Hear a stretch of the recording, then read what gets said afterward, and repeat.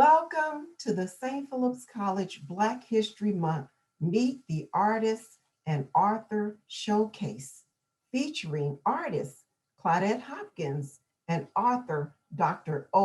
Raye Adkins. The 2021 Black History theme is the Black Family, Representation, Identity, and Diversity. The Black family has been a topic of study in many disciplines to include literature and the visual arts. The creation of novels and visual arts reflect pride in Black history and culture. Emphasis on the arts has served as an affirmation of the autonomy of Black artists to create Black art for all to enjoy. And its creation has served as a means to celebrate and awaken Black consciousness. As a result, many contemporary African American artists are represented across the nation in numerous museum collections. Thankfully, African Americans have gained social and historical recognition in the area of literature and arts. Due to the credibility that has been achieved, African Americans are able to educate others through different types of expressions and media outlets in relation to cultural differences. It is believed that Black art is the inspiration that had landed itself to Black writers. In the 21st century, Black authors have continued the tradition of using literature to rally young people. Black children are not just the passive recipients of what they read. They should be seen as active subjects, creating and recreating themselves in relation to the representations that surround them. In this way, literature is an arena in which children can safely play with and develop an understanding of the world and their role in it. Children's literature is designed to include Black boys and girls, and it helps them understand how important they really are, creating an imaginative, safe space in which they can experiment with different modes of selfhood. Today, we are fortunate to have a dynamic storyteller who, following a formal introduction by Dr. Adina Williams-Lawson, will share literary expressions. Dr. Adina Williams-Lawson, the 14th president of St. Philip's College, provides leadership to a diverse college culture. She is committed to celebrating and enhancing cultural awareness to include the celebration of Black History Month.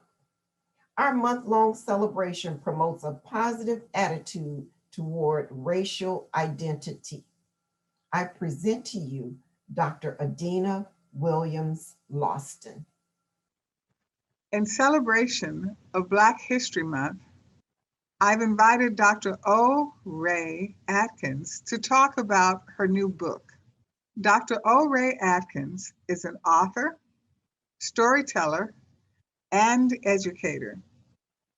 When the Deer Rings Your Doorbell is Raye's first children's book. The release is publicized as a book for the child in all of us. Penned as a delightful read for children and adults, it delves into the challenges a young girl faces in dealing with the loss of her father.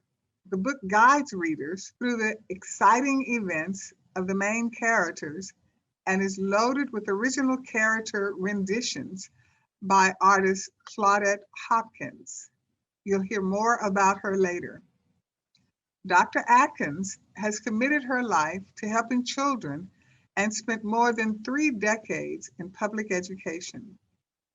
She concluded her career as an award-winning elementary school principal. Raye taps into her personal and professional experiences to write books and articles that positively impact the lives of others. Letters to My Father, The Gifts was the author's first book. She shares thoughts, dreams, and insights about her life and the death of her father. The book has historical significance because the World War II era Fort Chicago munitions disaster provides a backdrop for much of the book's contents. 2/3 of the 320 deaths were African American soldiers. Raye's father was among the men who died that night, 4 months before her birth. Dr. Atkins was born in Palestine, Texas, and currently resides near San Antonio. She is a life member of Alpha Kappa Alpha sorority and the NAACP. She has traveled extensively, including to South Africa and Haiti. Raye's life conviction is based on 2 Corinthians chapter 1, verses 3 through 4. Comfort is what we receive when God gives us the victory. Then we must also extend that same comfort to others as we help meet their needs. I'd like to thank Dr. Atkins for her sharing stories that highlight Black history and encouraging reading. Dr. Atkins. Good afternoon. My name is Raye Adkins, and I bill myself as author, storyteller, and educator.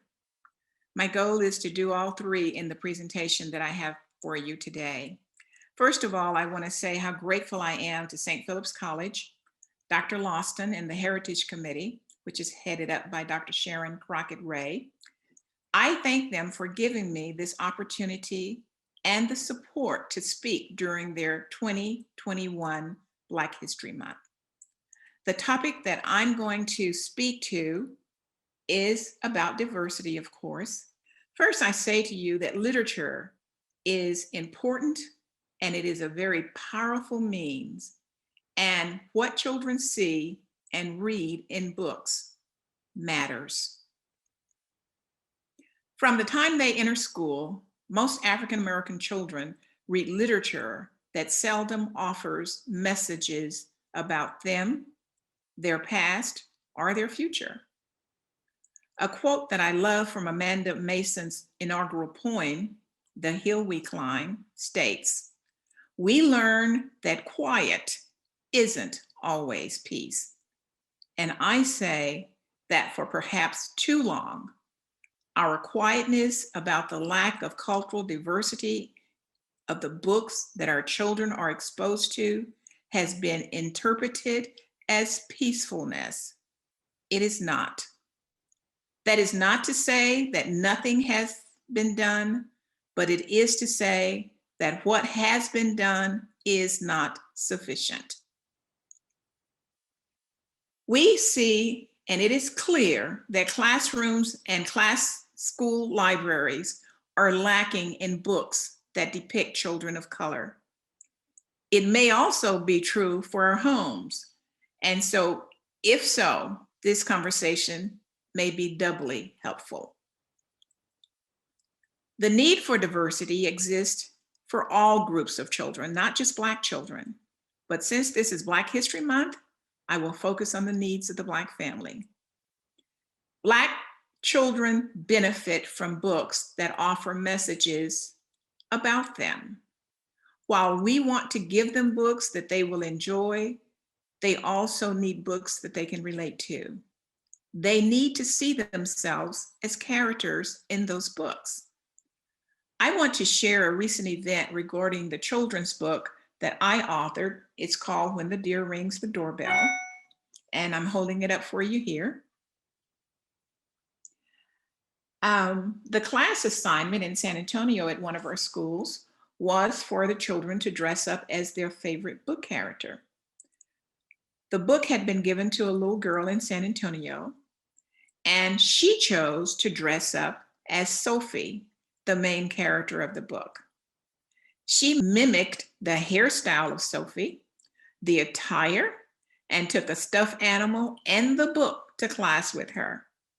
On the photo her mom sent me, she looked exactly like the character in the book. I was so impressed. But at the same time, I had to wonder about children of color without books that depicted Black characters. What were their choices? What character were they able to dress as? I understand that we find books featuring our civil rights leaders and inventors and other historical figures in our schools, and that's a good thing. Most definitely, these are necessary literature reads for all children. But our MLK book or the Harriet Tubman books should not be the only exposure available in our schools. Children need books that will advance their personal growth, send them on special adventures, help them share secrets, and then get over disappointments. They also need encouragement to use their own talents. All of this comes through books. From the same mom, her daughter wrote a short story on bullying. And there's a little bit of the bullying concept in the story, When the Deer Rings the Doorbell. But she writes about how the bullying occurred and how a response of kindness helped the bully become a good guy. You talking about imagination. She wrote a challenge. She gave a solution to a problem that our children continue to face today. So we see books do have an impact on the lives of our children. Now, it might be positive or it might be negative. It really is dependent on the concept. There's one thing that we operate in every day, and it's called culture. Our culture helps us to know who we are. And I share with you that when children do not see themselves as part of the environment or part of the represented culture, it becomes a disability. It becomes further disabling when we see ourselves as totally different from the group, separate from the group, and being insignificant in the group. It plays out in statements like, nobody likes me. Nobody cares about me. So if children only see white middle class as the norm, it impacts everybody. It impacts all the groups, even the white middle class child. Questions from our children will sound like, why can't I have straight hair? Or you may hear a statement like, I don't like being Black. When culture is disregarded, it certainly will impact a child's identity. I can remember so many times going into a meeting or going into a setting and thinking to myself, I sure hope there's somebody in here that looks like me. Well, just if I have said it and maybe you've said that, the same cry comes from our children as they are presented with books from images that do not look like them. When they're presented with books that they can't find themselves in and they're told to read and understand, they learn a powerful lesson about who they are. They learn about how much they are valued in the society in which they live. There's a book that's been around for decades and it's called Little Black Sambo. I'm holding this up for you to see. And I have always been troubled about Little Black Sambo. It's an unrealistic tale about a boy and a tiger with a very degrading name of the main character. He is called Little Black Sambo. As I read the author's insight on the book, he states that the purpose is, and I quote, to learn the complex history and dark shadows. I say that it is a fable with no true value and no need in the libraries of our children. So what can we do? First, we need to ensure that children reading materials mirror their lives. Select materials that have the skin color, not just painted over to make them dark, the hair, the family structure, and the language that looks like homes of African American families. Now, this may require seeking out the works of Black authors written for Black children.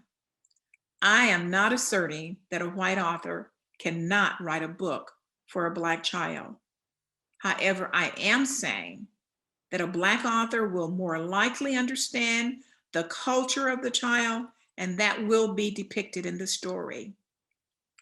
In a survey of approximately 2,000 schools, 90% of the educators believe that children would become more enthusiastic if they had books reflecting their lives.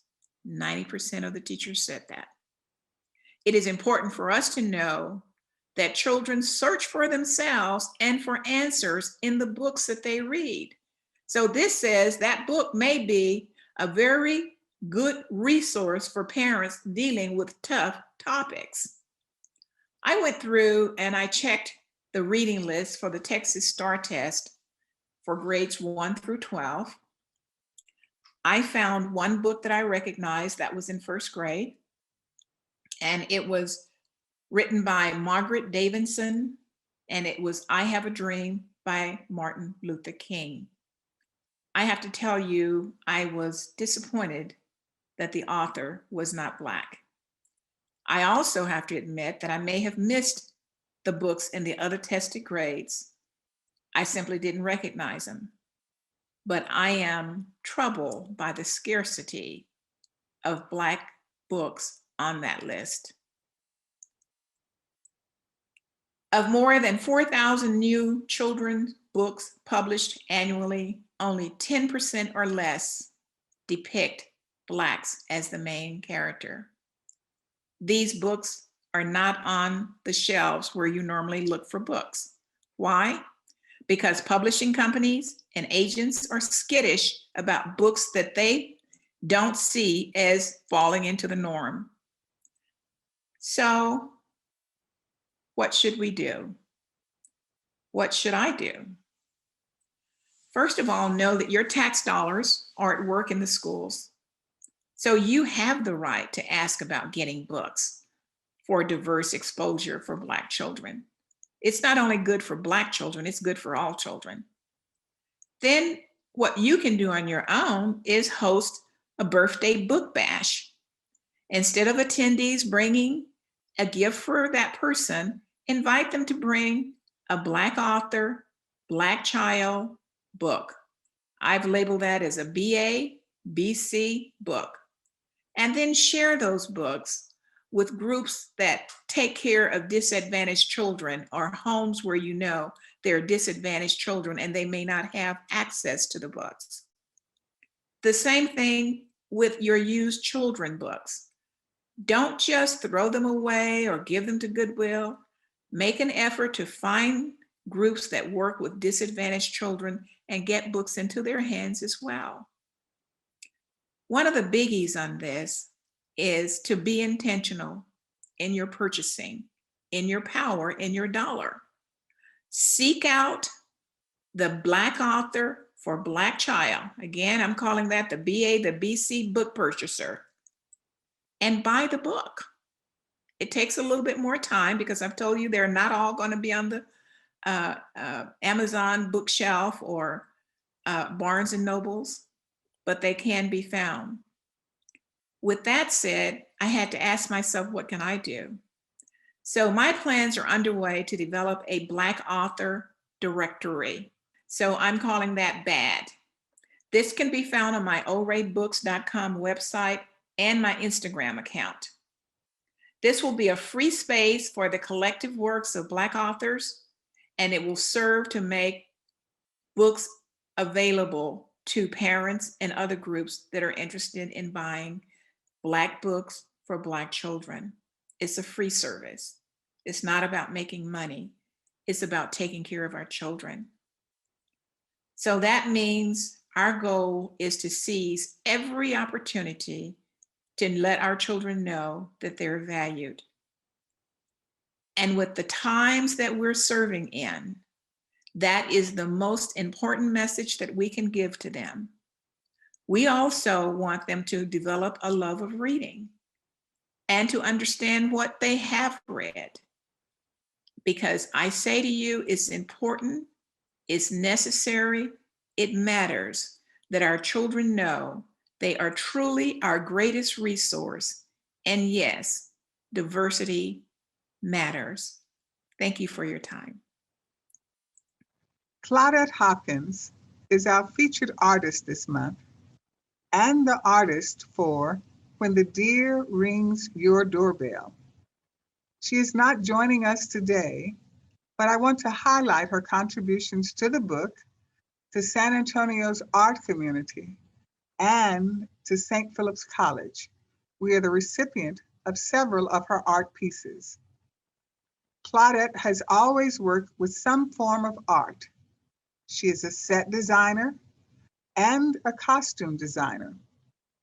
She is also a member of the San Antonio Ethnic Arts Society. Claudette has held one-woman shows and participated in group exhibits where her art was featured. She has also taught art to children. Her latest venture is an illustration of When the Deer Rings Your Doorbell. See our virtual art exhibit of Claudette Hopkins' work during Black History Month at alamo.edu/SPC.